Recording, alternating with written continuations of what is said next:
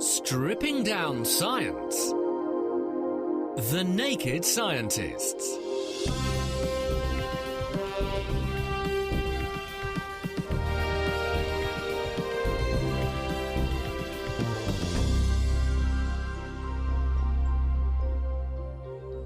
Hello, it's Sunday the 8th of May. Welcome to The Naked Scientists with me, Chris Smith. With me, Dave Ansell.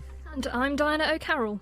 This week we're answering your science questions for you, including finding out what keeps the Earth's core hot, how does blood clot, and why does a boat or a plane ride sometimes leave you feeling like you're bouncing about, even though you are back on terra firma. And in this week's Science News, why climate change means that the food in your shopping basket is costing you more than it should, and how nicotine rewires the brain in minutes to trigger addictive changes. Plus, in Kitchen Science, we'll be showing you a clever balancing trick. Grab a broom or a mop if you want to have a go. And, of course, if you have any science questions or feedback for us here at The Naked Scientists, get in touch now. You can tweet at Naked Scientists right on our Facebook page. That's at thenakedscientist.com/Facebook. Or you can drop us an email, and the address is chris@thenakedscientists.com. The Naked Scientists podcast is powered by UK Fast, the UK's best hosting provider. On the web at ukfast.co.uk.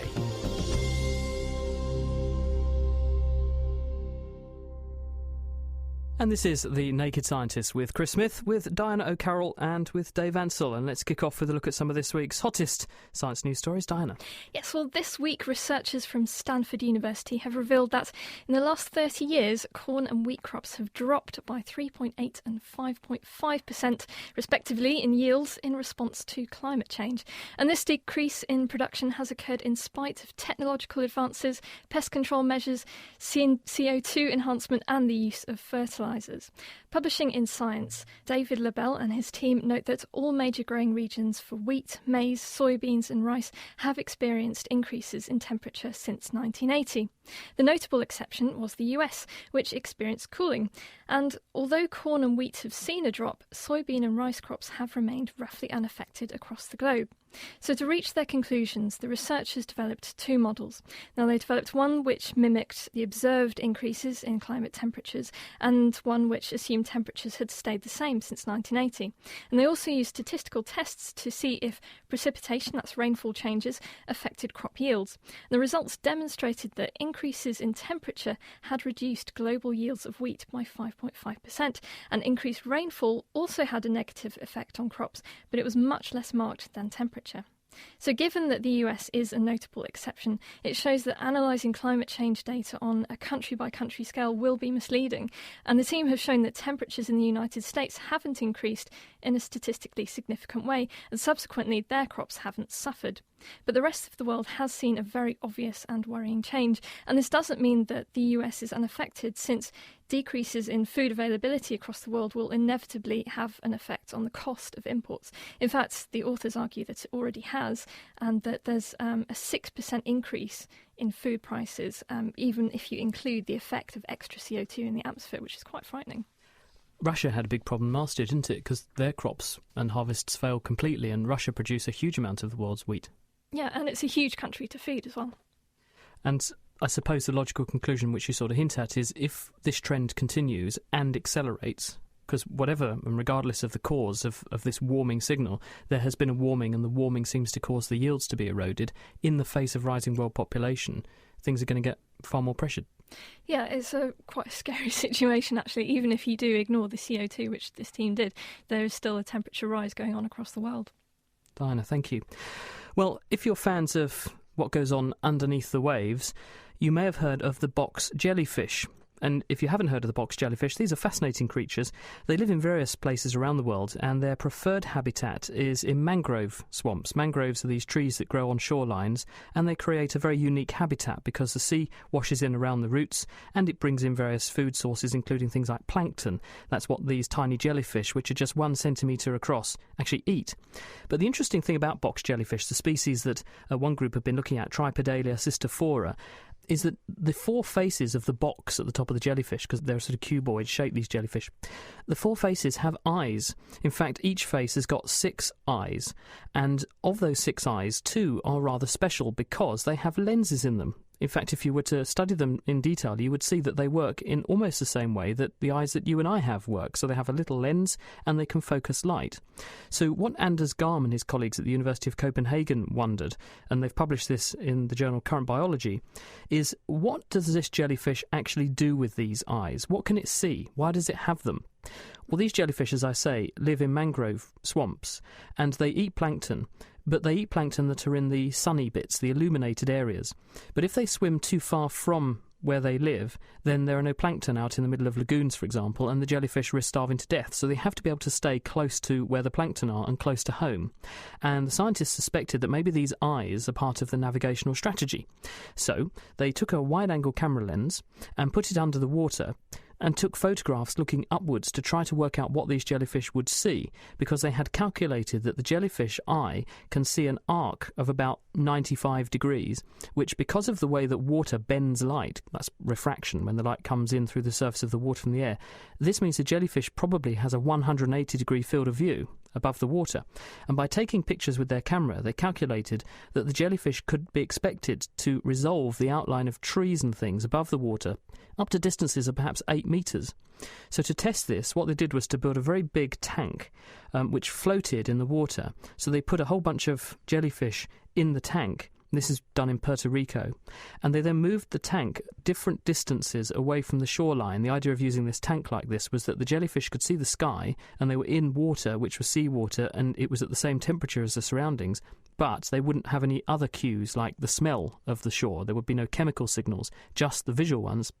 At distances up to 8 metres from the shore, the jellyfish all continuously swam towards the side of the tank closest to the shoreline. At distances beyond 8 metres, which is the distance that the team found that their eyes couldn't have seen any further than that, because basically the trees would go out of view, the jellyfish just swam randomly. So this shows that even though these creatures are just 1 centimetre in diameter, they don't have a brain, and they just have these ring neurons, these nerves that connect these different eye circuits together. They can use eyes, they can process visual data and use it to control their navigation and feeding behaviour, which, as the team point out in their paper, defeats the idea that a central brain is a prerequisite for advanced behaviour, which I think is absolutely incredible. Dave? Wow. Now for something completely different. Researchers at CERN have managed to trap anti-hydrogen atoms for far longer than ever before. Every particle we know has antiparticles, so they're anti-electrons, anti-protons, anti-neutrons, etc. And these seem to behave pretty much the same as their normal relations, but they have the opposite charge. And if, for example, an anti-electron meets a normal electron, they annihilate completely, releasing a huge amount of energy in the form of photons. Physicists don't understand why there's far more matter in the universe than antimatter, so they'd like to study antimatter in great detail to understand it. The problem is the only way to make antimatter is in violent collisions, so inevitably it ends up moving very, very, very fast, and unless your experiment is the size of a planet, you don't get very long to study it. And whilst you can slow down charged particles magnetically, if you want to study the details of anti-atoms, for example an anti-electron orbiting an anti-proton, so anti-hydrogen, they're uncharged, so it's very, very hard to accelerate and decelerate them. But in November, researchers at CERN managed to trap 38 atoms of anti-hydrogen for a maximum of about 0.2 seconds. And now they've managed to trap over 300 anti-hydrogen atoms for a maximum of 1,000 seconds, or about 17 minutes. Wow, yes, that's a long time. Which actually gives them plenty of time to do experiments. So now they're going to move on to studying this anti-hydrogen and looking very carefully at the energy levels in the atoms. So what sorts of questions are they going to ask? Now they've got it bottled, so to speak, what will they be asking of it? Well, the first one is does it behave like normal hydrogen? Because sort of, is it energetically the same? Possibly even would it form a anti-hydrogen molecule? That sort of question. And the other really, really fascinating one is that no one knows whether antiparticles are attracted or repelled by gravity. Really? Yeah. Why shouldn't they be then? Well, I mean, they seem to be opposite in other ways, so it's just possible they might have an anti-gravity effect and they might be repelled. So if they weren't attracted by gravity, what would happen? And what could be the consequence for cosmology? Well, for example, that could mean that there's a load of antimatter sitting out a long way away from all the normal matter, because if they repel each other, they're going to fly apart, and that means there could be far more antimatter out there. No one seems to be able to see it, but there could be a lot more out there. That could entirely change the way we think the universe works. Fantastic. Thank you very much for that, Dave. Well, also in the news this week, scientists have discovered what happens when the brain gets its first ever whiff of nicotine. By studying nerve activity in the brains of rats which have been exposed to nicotine for the very first time, Professor Daniel McGee at the University of Chicago has found that the drug triggers changes in the brain's circuitry, which makes people much more likely to then get hooked. The dopamine system is this reward pathway. The effect of addictive drugs on behavior is dependent upon a change in dopamine signaling, and so that's been a focus for our work and many other groups. And we know that nicotine activates a specific type of receptor, a protein that's on the surface of many different neurons. And these receptors are excitatory. They depolarize the cell. They cause it to fire more. More electrical activity is happening as a result of that receptor activation. And we know that that's the first step in the process. And what our most recent study has shown is that this actually initiates a whole cascade of events. One of the things that happens is that the inputs that normally excite these dopamine cells become stronger. Those synaptic connections, the points of communication between cells are stronger after nicotine exposure. So are you saying then that the nicotine comes in, it stimulates some dopamine-producing nerve cells to make more dopamine, which the brain experiences as a pleasurable experience, and at the same time, the cells that make that dopamine, which are connected to by other nerve cells, begin in future to respond more strongly to those connections than they would have done before? That's a nice description of what our data and others have shown, yes, that the connections are stronger. It's something that persists for days. And what we're looking at are the steps that lead to that change. So even after the nicotine is gone, these connections remain strong for between 5 and 10 days after exposure. And just to emphasize, that's a change that's happening to an animal that's not seen the drug before, and it's in response to one exposure. And when the person has had that change happen in their brain or in the animal, whatever the context is, what then makes the person keep reaching for the cigarette packet? Because if their cells are now producing more dopamine because the connections to them are stronger, the cells are getting more excitable than they were before, why carry on smoking? Yeah, it's a great question, and one that we would love to have the complete answer to. But the transition from occasional use or a single exposure to the full-blown addicted smoker is a long and complex process that we really don't understand. We know that there are huge adaptations happening in the areas that we're looking at, but also it's very likely that other brain areas begin to play critical roles. In adolescents who are experimenting with smoking, they will quite often sample cigarettes at a very low rate, like once a month, once every 2 weeks, once every week. One theory that I like a lot is the idea that the duration of the change in this increase in excitation in the pathway is contributing to that process and establishes a framework for associating the tobacco and nicotine with pleasure, and then that basically sets the stage for the progression to full-blown addiction, which is going to be involving this process, but almost certainly many other things that we still don't understand. Does it transfer to other drugs? Because if you rewire this circuitry, which makes your brain much more prone to getting hooked on things, and then another drug comes along, does the tobacco pre-priming, the nicotine changes, mean that then some cocaine is much easier to get hooked on than it would do without this happening? It's certainly a possibility, and that, again, is beyond the scope of what we're looking at right now, but it does fit with the basic idea that co-use of a variety of different substances is quite common. So the idea that the exposure to one drug is modifying or enhancing the rewarding effects of another drug makes perfect sense to me, in as far as I understand the system, that this would be one of the ways in which that could happen. I think 75% of people who smoke say that they would prefer not to. That's the intended quit rate. the success rate, obviously another matter. What about trying to use this information to help people to quit or to not get hooked in the first place? I do think that this adds to the public health message that I think is being broadcast quite effectively in many parts of the world, that exposure to tobacco products and nicotine is potentially addictive, and it is long-term exposure has huge negative health consequences, and there's just no argument there. The idea that even occasional and casual use of tobacco products could be inducing persistent effects on those parts of the brain that we know are important for reward and addiction, that totally fits with that. As far as the potential for treatment of the full-blown smoker who is trying to quit, we certainly hope that identifying steps in the process in terms of cellular events, molecular events that are happening inside neurons, understanding that better may certainly lead to the identification of new drugs that could increase the abysmal quit rate that is out there. I do think that the most important message is that there are changes happening with the very earliest exposures, and that is part of the progression. Well, they say it takes only one cigarette to get you hooked, and that evidence looks like it's quite compelling, doesn't it? That's Daniel McGee, who's from the University of Chicago. He published that work this week in the Journal of Neuroscience. Diana. Well, also this week, researchers from the University of Pittsburgh have found a chemical similar to that found in red wine that can protect against radiation sickness.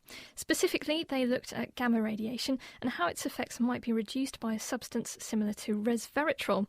Now, resveratrol is an antioxidant commonly found in wines, grapes and nuts, and plants commonly use it to fight off bacterial and fungal infections. The reason the researchers think that an antioxidant might help in protecting against radiation exposure is that they mop up the free radicals that gamma radiation can produce, and it's these ionised free radicals which do the cell damage. Publishing in ACS Medicinal Chemistry Letters, Michael Eppley and colleagues first tested the naturally occurring resveratrol on live cells in flasks, which were exposed to radiation. And they found that these cells were given some protection by the chemical, but when they tested it on a mouse, it had very little positive effect. So the researchers turned to another similar chemical known as acetyl resveratrol, and this time the drug produced an 80% survival rate amongst the mice. I can't even say it. The difference between the two drugs' efficacies is most likely because the acetyl resveratrol is more slowly metabolized and therefore lasts longer to provide its protective effects. And the authors also argued that this could be good news for cancer patients, since the other candidates for anti-radiation drugs work by suppressing cell apoptosis, which is cell death, and could therefore aggravate a cancer.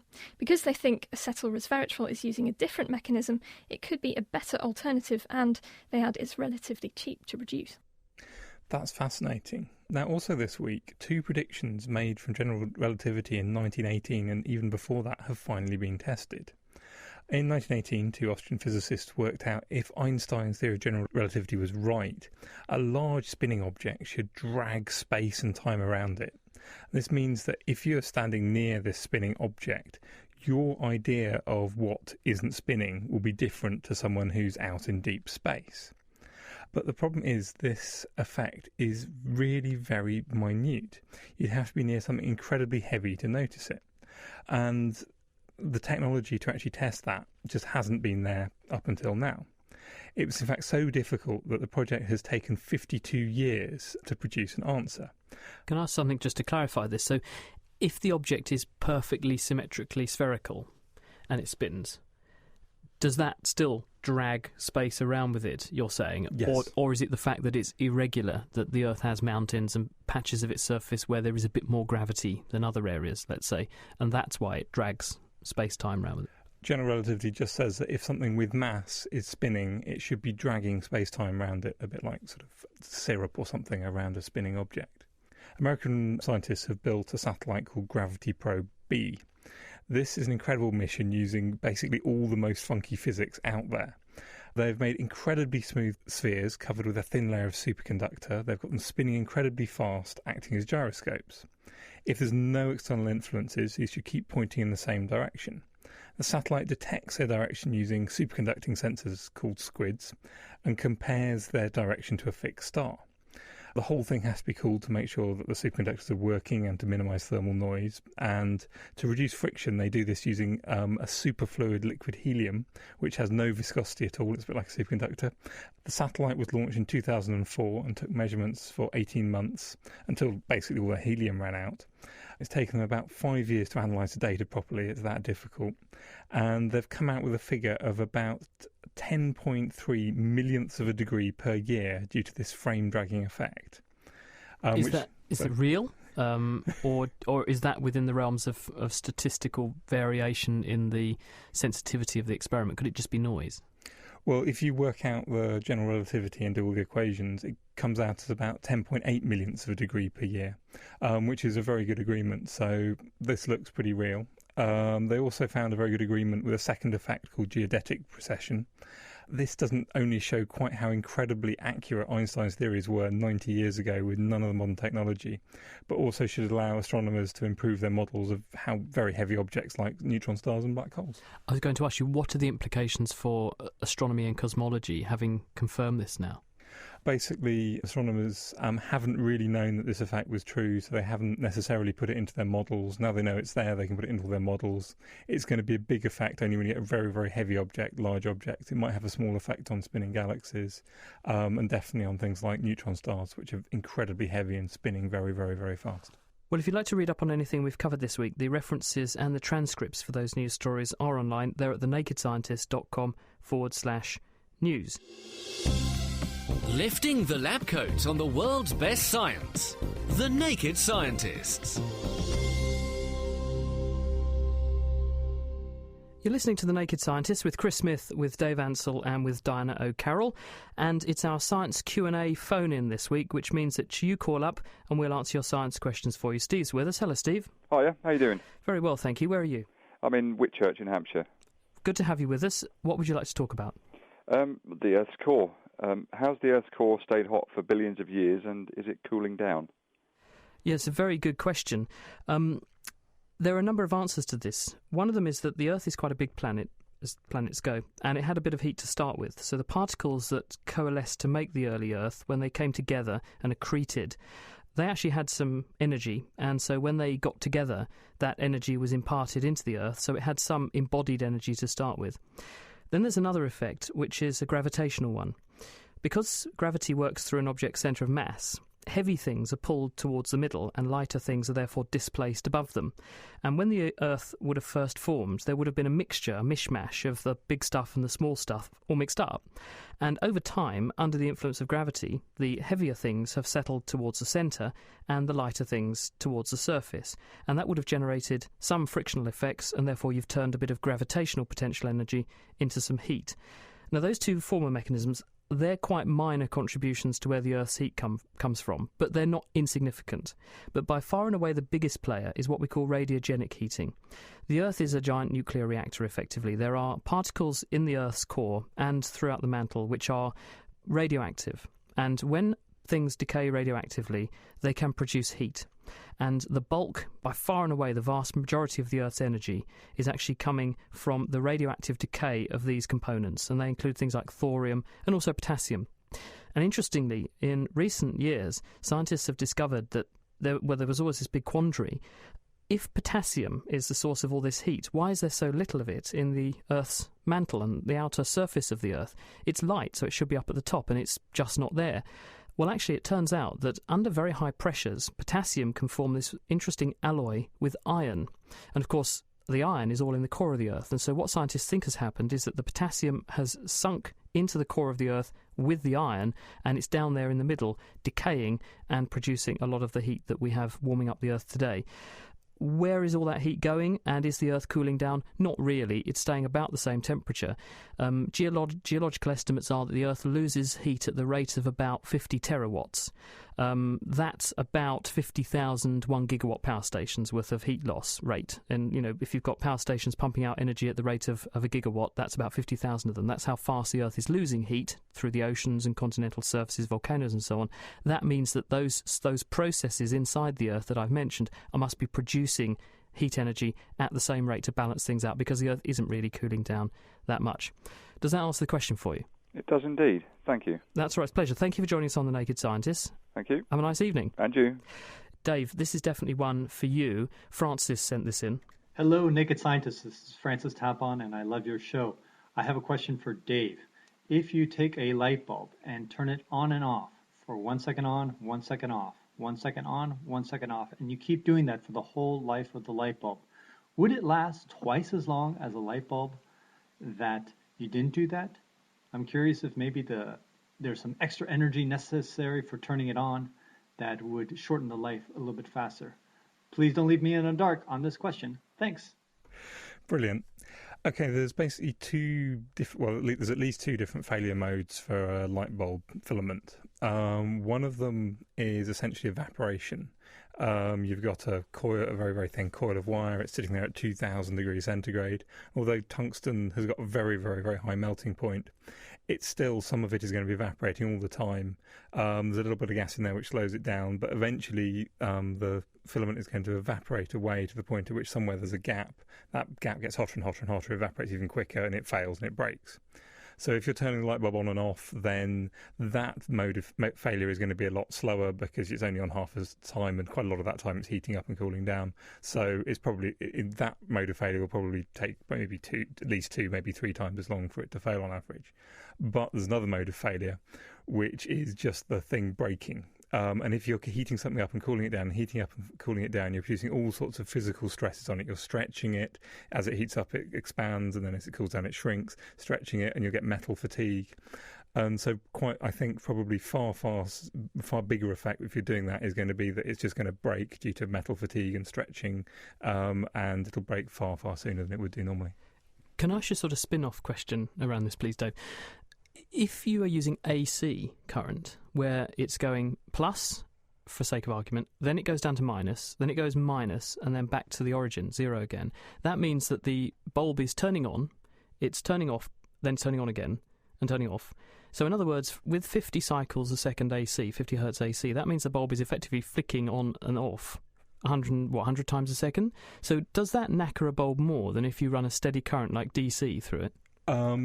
It will probably have a slightly bigger effect, but the time it takes for the bulb filament to cool down is much more than a 50th of a second. So maybe it's a tenth of a second. So the actual temperature of the bulb isn't fluctuating hugely on the in a 50th due to the AC. So it's approximately the same as DC. There will be some slightly larger forces, and also because it's effectively an electromagnet, there'll be some slight vibration. So as the electricity goes through this coil, it's going to produce a bit of a magnetic field, and that will apply some slight forces on it and slight vibration. So probably AC is slightly worth for it, but not very much, because the heating up and cooling down time is much longer than the AC time. Brilliant. Thank you very much, Dave. You're listening to The Naked Scientist. We are answering your science questions. Email them in, chris@thenakedscientist.com. Glenn Carlson's on the phone with a question for you, Diana. Hello, Glenn. Hello. Over to you. Well, my question is, what's the difference between the Hobbit people, Homo floresiensis, and African pygmies? Are the Hobbits considered to be Homo sapiens, and are they both evolved by insular dwarfism? Right, it's a really interesting question. First of all, yes, we do think that Homo floresiensis is a different species, or at least most people do now.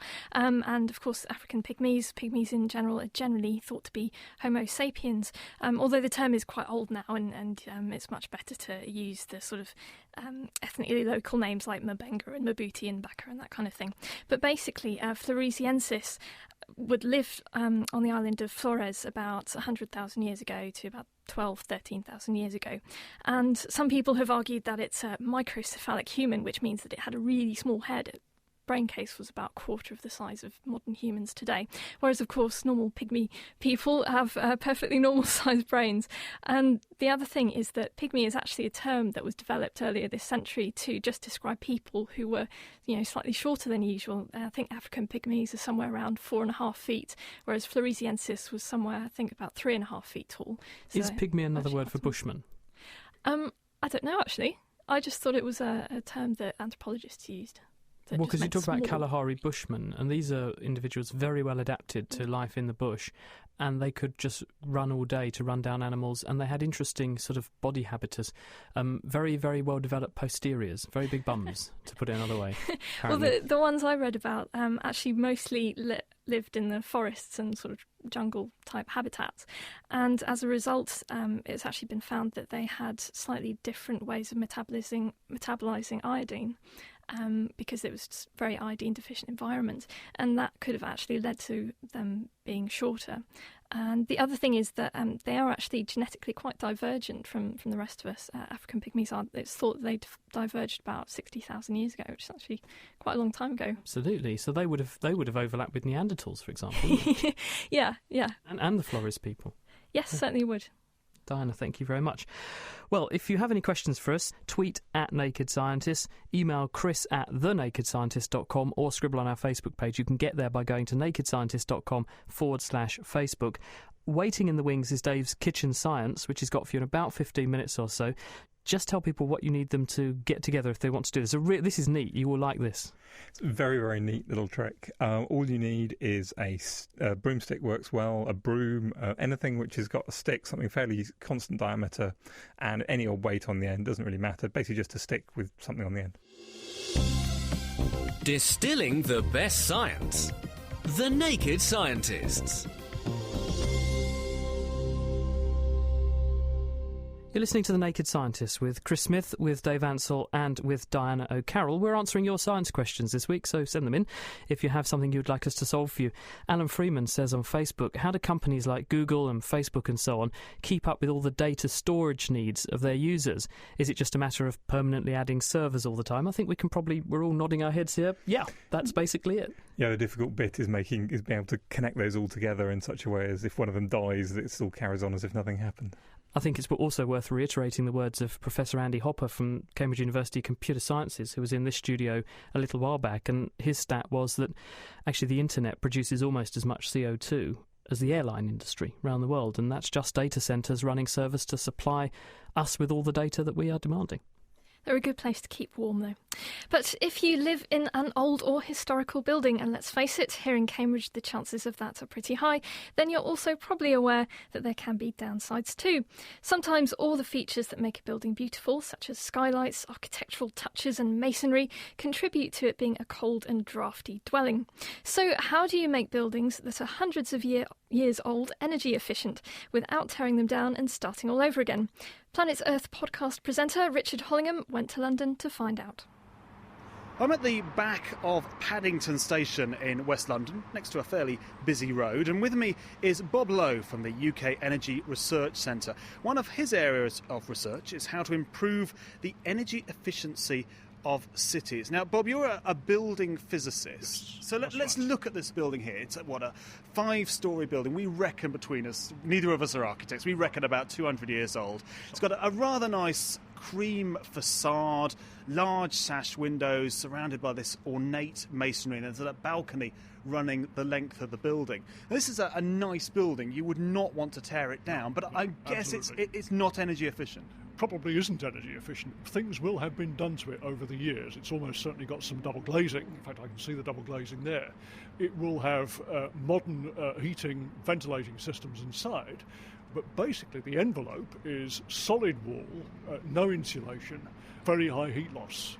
So if you want to do something about the energy consumption of London as a whole, you actually have to deal with hundreds of thousands of buildings like this in order to crack that problem. And nationwide, there are something like 7 million solid wall buildings. Just on the junction we're standing at, these buildings stretch all the way down the street into the distance. We are surrounded by them. So here's the question, how do you make this more energy efficient? We did have a look at the back on our way round, and one of the things about buildings of this age is that very often the back is much, much plainer than the front, and it actually turns out that you have more wall area at the back, because the back goes in and out with things that up in Yorkshire we call offshots. I don't know what you call them down here, kitchen extensions and so on, often built in when the buildings were first built. So you've probably got 50% more wall area, and in principle you can insulate it. The thing is, I suppose, you wouldn't design a modern city if you were trying to reduce its carbon footprint like this. Well, like the junction here, for example, with blocks of 4 roads going off in each direction, busy road here, and solid walls. And yet there are some things that the Victorians got very, very right indeed.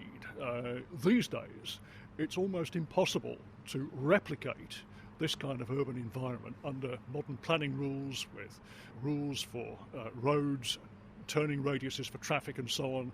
So this is very, very difficult to replicate. So what's good about this? What we have here is very high density. It's then relatively straightforward to connect this to effective public transport systems, buses, the underground system, something that occurs in very, very few other cities in the United Kingdom. I can think of maybe 2 or 3 cities that have significant underground railway systems.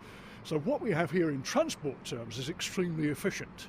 And you've got to remember that energy consumption is only about 30% of total energy consumption in the UK, and transport is nearly as important and growing much faster.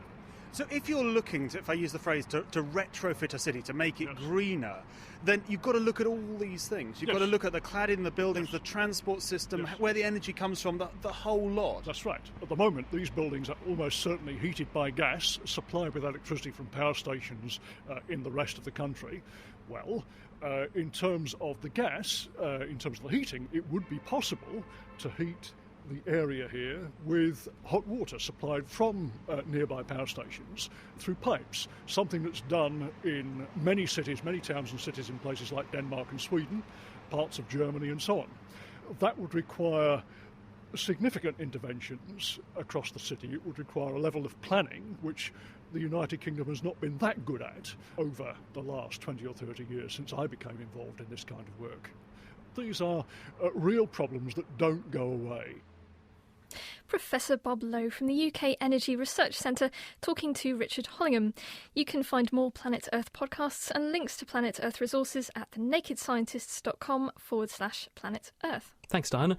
Quick comment from Malk in Lowestoft, who is referring to the question Dave answered on light bulbs turning on and off quickly and probably having a shortened lifespan. He said, I always understood that electrical equipment lasts longer if it's left running rather than being turned on and off because of the power surge when the connection is actually first made. Yeah, and there'll be both the heating effect and a bit of a surge effect. I've also got a question here from Maria G, and she's noticed something which I've noticed as well. Why is it that when you go to the beach and spend some time in the water, then she's been floating around for a bit, and then she comes back home, and just as she's falling asleep, it feels as if you can feel the movement of the waves on her? I've had this. Have you had this, Diana? Certainly had this. It's very common, it turns out. I thought it was just me being weird. In fact, the records go back to the 1700s. Erasmus Darwin, who was Charles Darwin's grandfather, he actually recorded it. It's possibly one of the first, if not the first, recorded description of this condition. And what Darwin wrote was, those who have been upon the water in a boat or ship so long that they have acquired the necessary habits of motion of that unstable element, at their return on land, frequently think in their reveries, that's dreams, or between sleeping and waking, that they observe the room they sit in or some of its furniture to liberate like the motion of the vessel. This I have experienced myself and have been told that after very long voyages it is some time before these ideas entirely vanish. The same is observable in a lesser degree after having travelled some days in a stagecoach, and particularly when we lie down in bed and compose ourselves to sleep. He wrote that in 1796. It's reassuring to know that people are still having the same problem today. This actually is a medical condition. The fancy name for it is mal de débarquement, in other words, illness of disembarkation, feeling unwell when you get off the boat. And for some bizarre reason, it appears that the incidence is highest in women in their 40s. And it may just be that women in their 40s are more prone to going on cruises than other people of other demographics. I don't know. But it's amongst them that you tend to get most of the reports medically. Luckily, it generally is a temporary thing. What scientists think is going on is that you have in your head a model of the world and how you are relating to it. In other words, if the world is moving, then you're modelling that movement and working out how to compensate for it, either with movements of your head and eyes and your balance system, so that you don't fall over. Well, when you're on a ship, because of the constant movements, then your brain has to detune or damp down that response a little bit, because if it didn't, you would continuously be overcorrecting for it, which might actually underlie why you get seasick in the first place and why after a period of time at sea you then stop feeling seasick.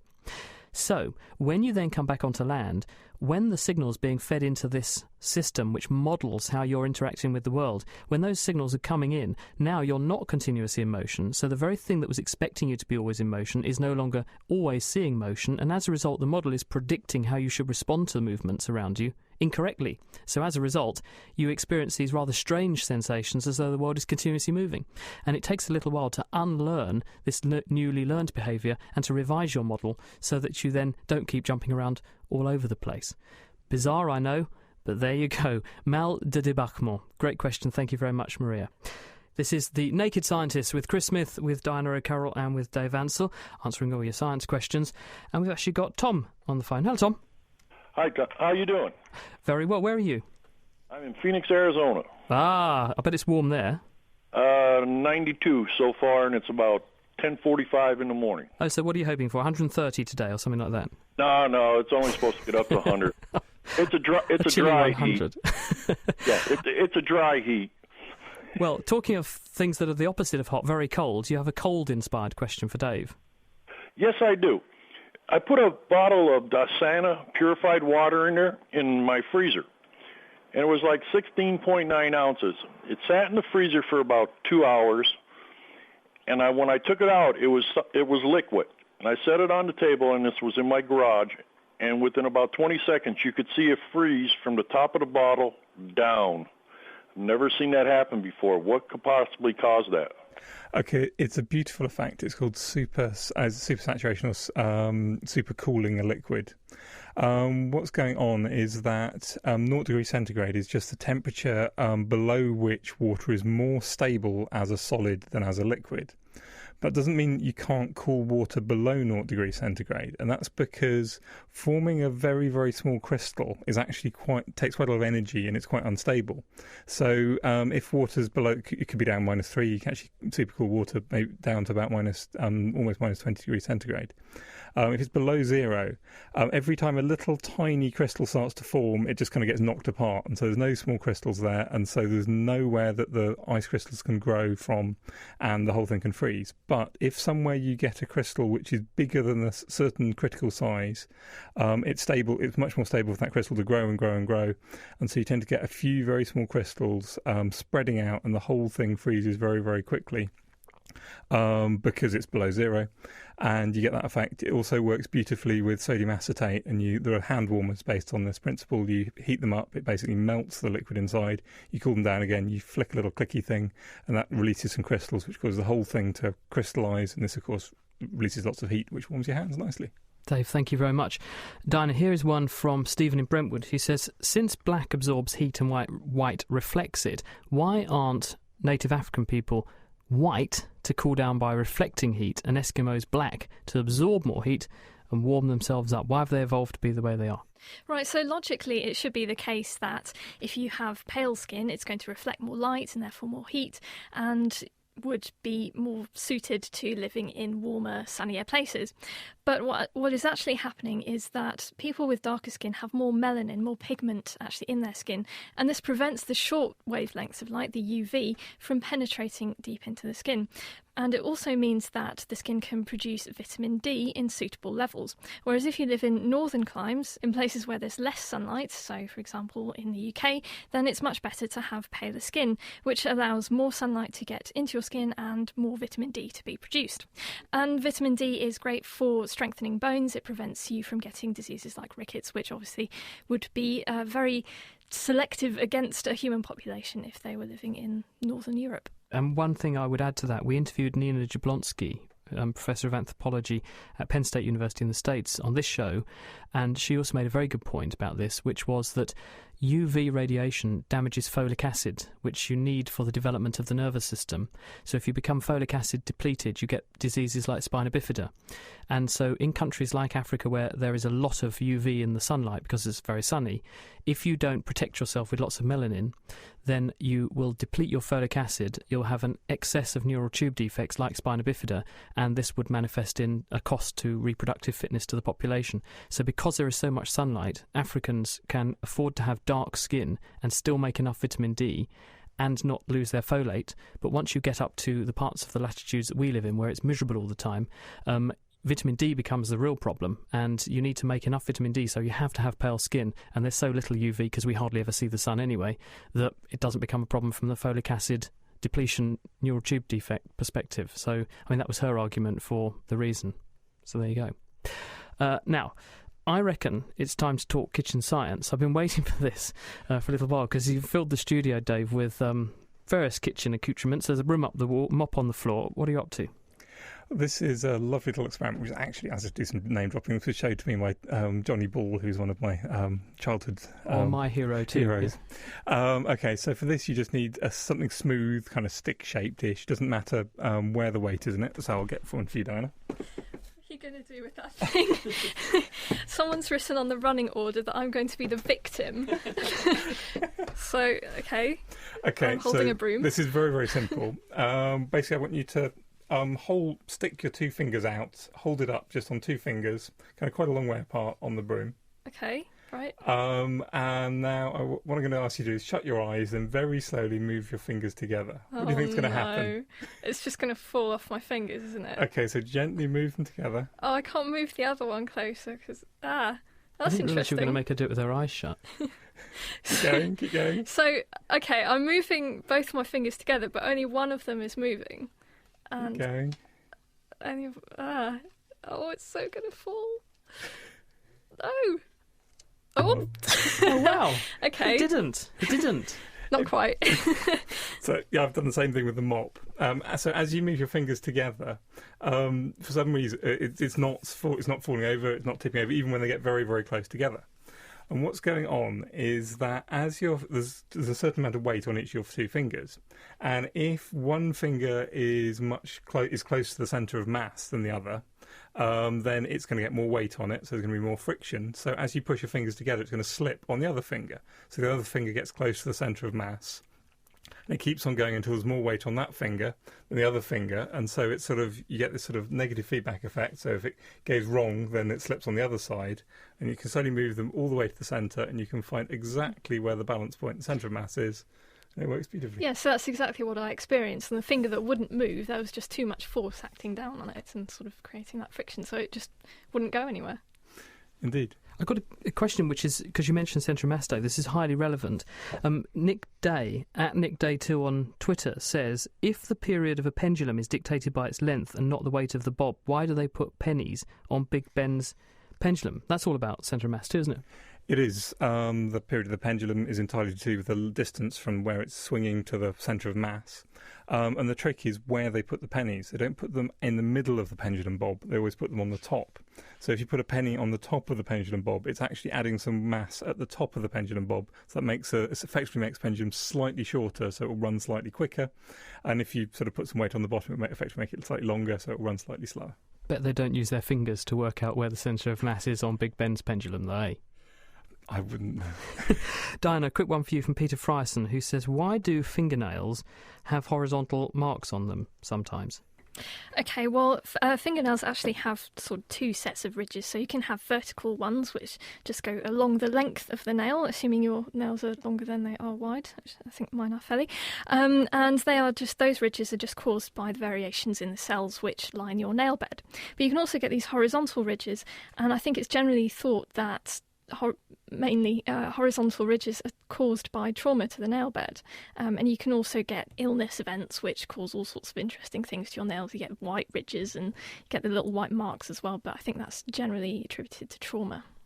I was thinking about why those marks might be white, and I think it might be similar to the reason that when you smash glass, or you grind up glass and make sand again, or you make water freeze and make little ice crystals like snow, it's white, whereas the thing it started out as was translucent. Because if you look at the nail, it's a sort of crystal structure of keratin, the protein, and I think if you traumatise it, you probably get little fragments of bits of protein all hanging around and water in there and other debris, all of which probably bend light all over the place and does exactly the same thing as snow, and so it reflects more light back, so you get a sort of white patch. I reckon that's probably the reason. Yeah, a lot of people talk about having zinc deficiencies or various other mineral and vitamin deficiencies which cause this, but it seems that it is actually something more trauma-related.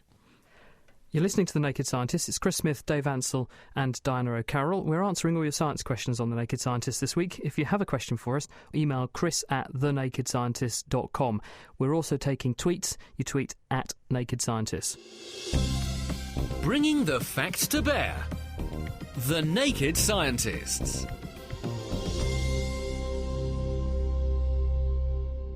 And this is The Naked Scientists with Chris, Dave and with Diana. Now, Dave, Eric Forsage says, is it better to suntan lying flat or standing up? As we head into spring, my wife and I have had a debate concerning the efficacy of tanning while lying down as compared to walking around.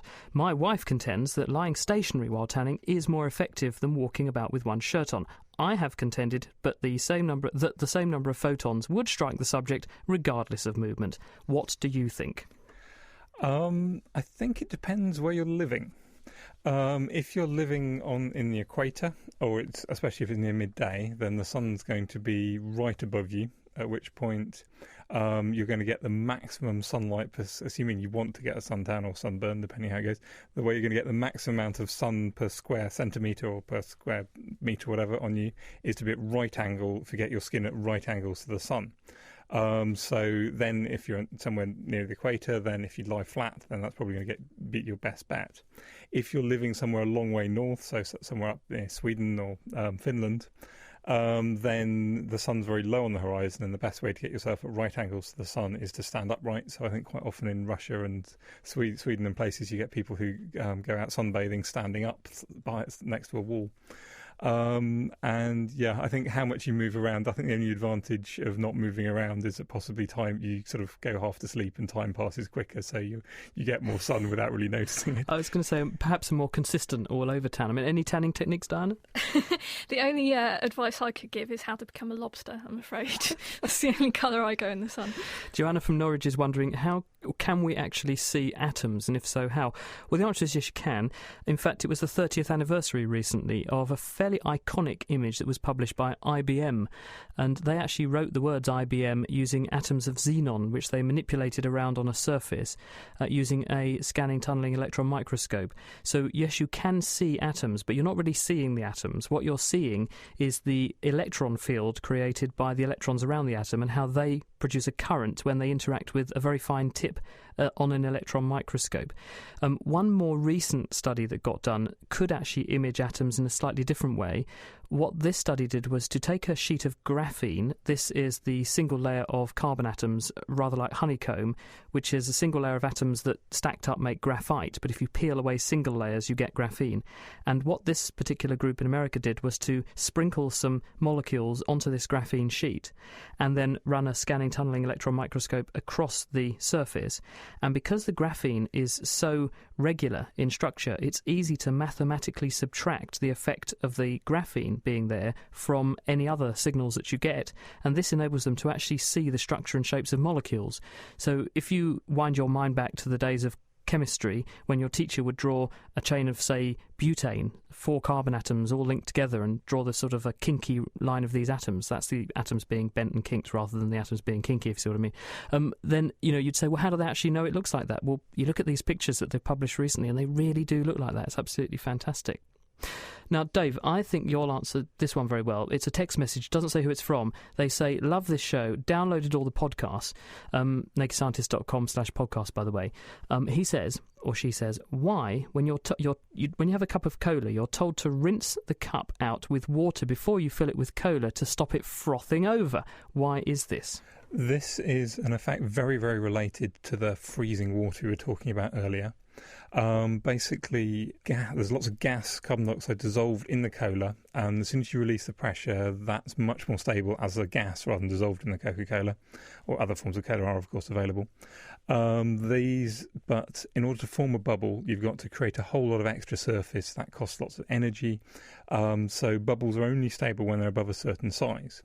If you've got a very, very clean glass, there's nowhere for a bubble to form, so it takes a very, very long time for the bubbles to get formed, and so it doesn't froth up.